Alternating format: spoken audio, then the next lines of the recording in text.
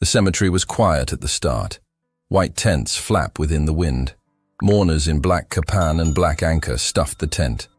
A golden casket rests above a darkish open grave coated with sparkling cement. At the casket lies Judith Adeyemi, billionaire CEO, queen of 3 towers on Victoria Island. Her eyes closed, cotton wool tucked in her nostrils, and her pores and skin faded. Her husband, Williams Adeyemi, stands beside the casket with a folded handkerchief. Tears shine in his eyes. A pastor clears his throat. Grave employees break through to decrease the casket. Then a voice tears the air like thunder. "Forstall, don't bury her." Anybody became greatly surprised on the declaration. A number of the mourners lifted their phones to document the unfolding drama. At the again, a person in a tattered brown coat pushes through the gang. His beard is overgrown and tangled. His hair is wild. A grimy old bag hangs on his shoulder, heavy with the existence he nevertheless consists of. Humans pull away from him as though he is a typhoon. The person points straight at Judith. His hand shakes, however, his voice does now not. "She's not dead," he said. "Don't bury her." "Who's this?" a person whispers. "Homeless guy," some other mutters. "Safety." Guards pass to block him. However, he steps sideways and keeps coming. The wind lifts his coat like wings. He stops at the threshold of the mat where the casket rests and faces the gang. "My name is Benjamin Okoro," he says, breathless. "Pay attention to me. This girl is alive." William stiffens. His mouth hardens. "Get this madman out," he snaps. "Sir, you will respect the lifeless. Judith is my spouse. She is long gone. We can bury her in peace." The mourners murmured. The pastor lowers his Bible. The grave workers pause. Benjamin factors again. Company. Consistent. "She is not long gone," he says. "She was given a substance. It slows the respiration. It makes the frame cold. It fools the eye. She appears useless, however she isn't always. Deliver her the neutralizer. Now." A wave of surprise washes over the mourners. Someone whispers, "Neutralizer." Every other says, "What's he speaking about?" Cameras tilt nearer. A reporter leans in. Williams's face tightens with anger. "Sufficient," he says, turning to the guards. "Eliminate him." But Benjamin does no longer flow. He lifts his chin. "Williams," he says softly, like he knows him. "You recognize what you did. And Dr. David Adeyemi knows too." The call drops like a stone in water. Eyes flick to the left. The family physician, Dr. David, stands along with his stethoscope tucked in his pocket, his lips pressed skinny. He seems at Benjamin the manner someone looks at a locked door. "Pastor," Williams says, voice sharp, "keep the service."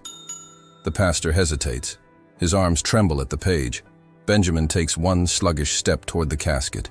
His eyes soften whilst he seems at Judith. "Madam," he whispers almost to himself, "hold on." Then he raises his voice. "Test her mouth. Touch her wrist. Warm her chest. She is there. I heard the plan with my own ears. Williams observed short burial. Dr. David signed the paper. Please give her the neutralizer." The hush deepens. Even the tents stop flapping as though listening. A girl in red lace steps out from the first row. Her palms shake. "If there may be a risk," she says, "we ought to check." "That isn't always vital," Williams snaps. Sweat shines on his forehead. "We did the whole lot. The physician showed." "Let them check," a person says from the crowd.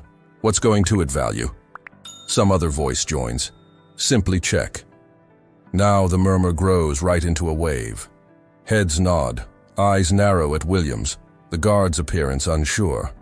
Dr. David clears his throat. "This is ridiculous," he says, forcing a grin. "Grief is making strangers communicate nonsense.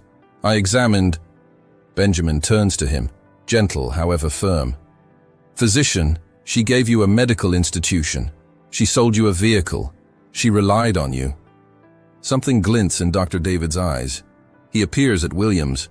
Williams offers the smallest shake of his head, and this is when Benjamin drops his bag on the grass, kneels through the casket, and does an easy aspect. He takes to the air his coat and folds it right into a pillow. "Please," he says to the pastor, to anybody brave enough, "assist me sit her up a bit. Only a little. She needs air. Then open her mouth only a drop." Silence. The kind of silence that hurts. An older girl steps forward. Her gill is tight and neat. Her eyes are wet. "I am her aunt," she says. "If there's one small factor we can do it." The spell breaks. Two girls circulate. A young guy in a black healthy places his hand under Judith's shoulders. The grave employees step back to provide area. Collectively, carefully, they lift Judith simply enough for Benjamin to slip the folded coat underneath her neck. Up close, Judith's face looks as if asleep. Her lashes are lengthy shadows. The cotton wool in her nostrils is white towards her skin. "Please put off the wool," Benjamin says softly. Slowly the aunt nods and with gentle fingers pulls the cotton free. The air appears to transport once more.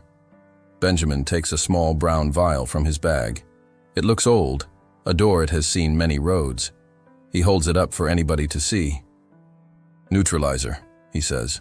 Her frame changed into slowed via something bitter. This may walk her returned. Williams lunges, but mourners step between him and Benjamin. "Allow him attempt," one says. "If it fails, we bury. If it works, then what?" "Then we thank God," the aunt says, eyes sharp as a blade. Dr. David's jaw clenches. "Do no longer placed abnormal liquid." "Health practitioner," the aunt says. "If you are positive she is long gone, this can do not anything. Allow him strive." All eyes settle on the vial. The sun slips out from in the back of a cloud and rests like a hand on the scene, at the casket, on the open grave, on the person inside the tattered coat who looks as if hope. Benjamin kneels. His fingers are constant now, made robust by way of motive. He twists the cap and dips the glass dropper into the vial. He turns to the aunt. "Please help me open her mouth." The aunt slides a finger lightly at the corner of Judith's lips. The young man in black lifts Judith a bit more. Benjamin leans near. The crowd leans with him. Williams trembles. "In case you try this," he starts off evolved. However, his voice cracks. Benjamin holds the dropper above Judith's mouth. "One drop," he whispers. "Come lower back, madam." He squeezes. A unmarried, clean drop falls. It lands on Judith's tongue, everywhere turned into quiet, expecting what takes place next. Benjamin counts under his breath. 1, 3, nothing. 4, 5. A wind shivers via the tents. 6. Benjamin's hand shakes. He raises the dropper for one greater drop. "Don't you dare!" Williams shouts, stepping forward. The aunt lifts her palm. "Live returned." Benjamin squeezes. The second one drop falls. And in that tiny space between drop and tongue, before it touches, a legitimate crawls up from Judith's chest, so faint it could be wind or reminiscence. Turned into that a cough. The drop touches. Judith's throat actions, her lips element, and then the air across the cemetery broke into chaos. Screams, shouts, prayers and gasps stuffed the area unexpectedly. Telephones tilted wildly, recording what no one ought to accept as true with. Judith's hand had twitched, and now her lips parted with a faint cough. The sound was so tender, yet it reduced through the noise like lightning. Benjamin's eyes burned with hope. He leaned nearer. "She's coming lower back," he stated, voice trembling but sure. "I told you she's alive." The aunt clutched Judith's wrist and her face lit up. "She's warm. Lord have mercy, she's heat," she cried. Any other lady screamed and fell to her knees in prayer, chanting, "God is tremendous, God is exquisite." However, Williams changed into, now not moved. His face twisted into fury. As Judith's frame stirred, his hand darted inside his jacket pocket. He pulled out something small, steel. Its glint caught inside the sunlight. Benjamin iced over.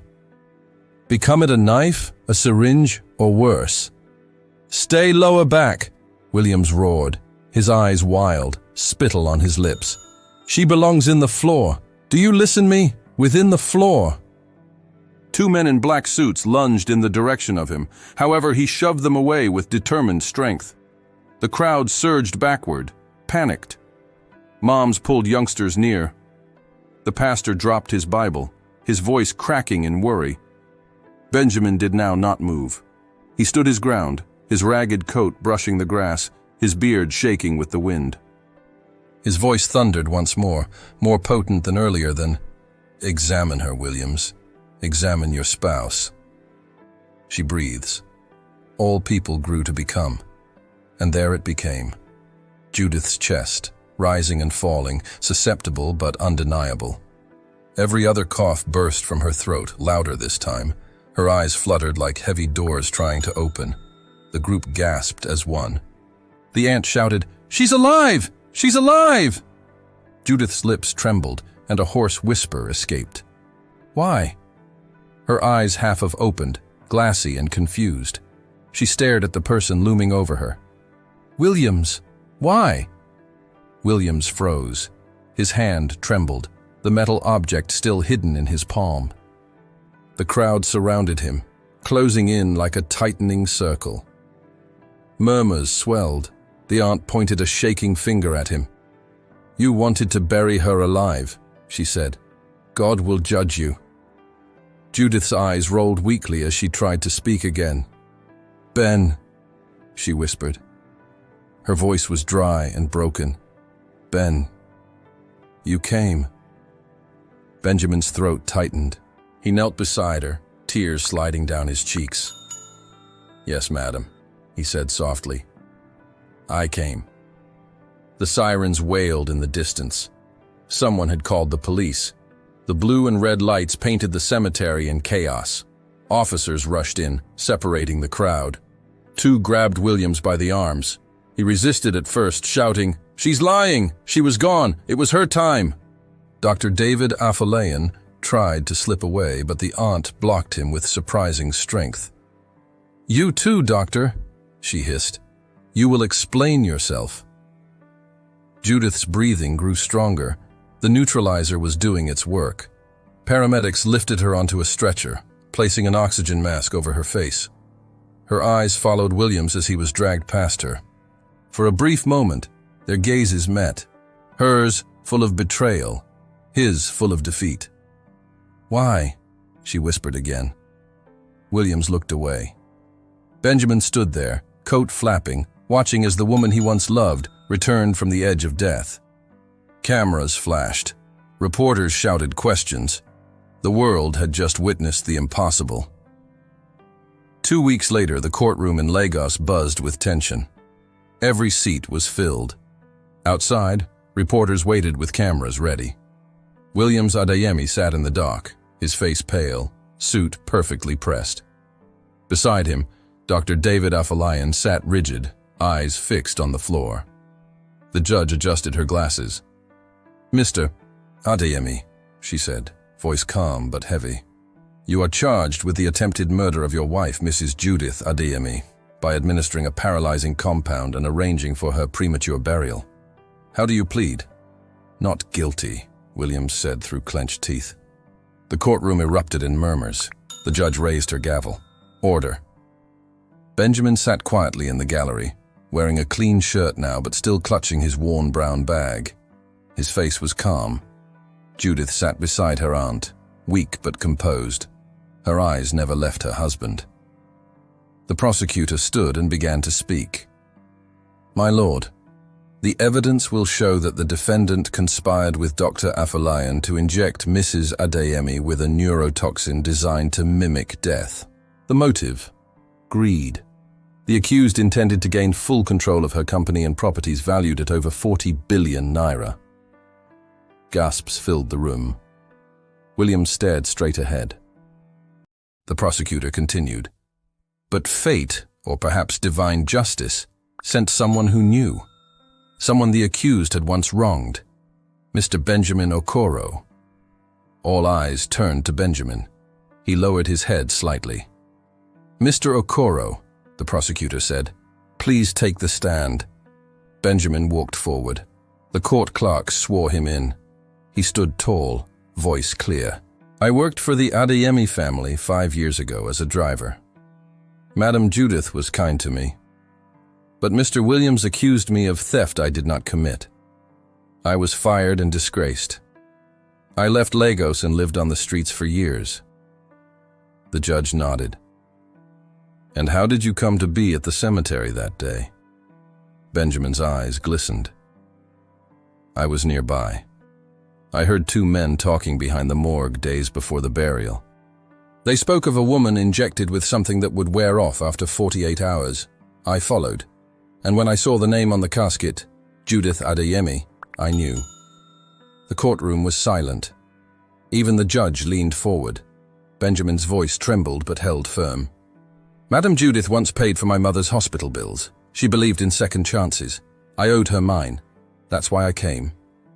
Judith covered her mouth, tears streaming down her face. The prosecutor nodded. "Thank you, Mr. Okoro." Williams's lawyer rose for cross-examination.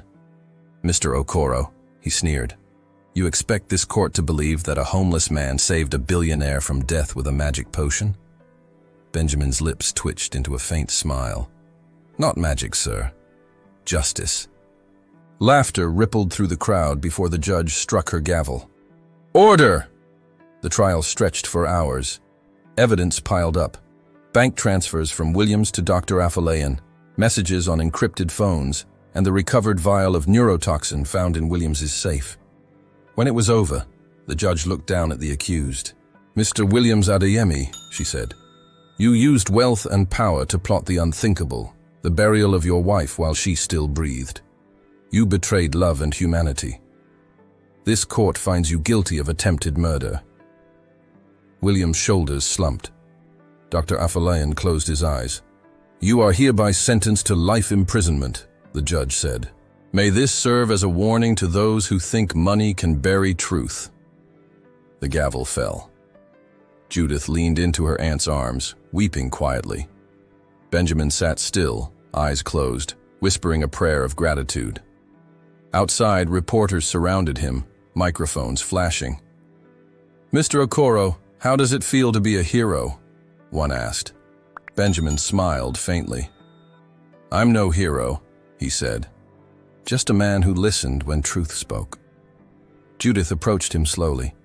Her steps were unsteady, but her eyes were full of life again. "Benjamin," she said softly, "you saved me." He bowed his head. "You saved me first, madam. I only returned the favor." She took his hand. "Come back to the company," she said. "Help me rebuild it, the right way this time."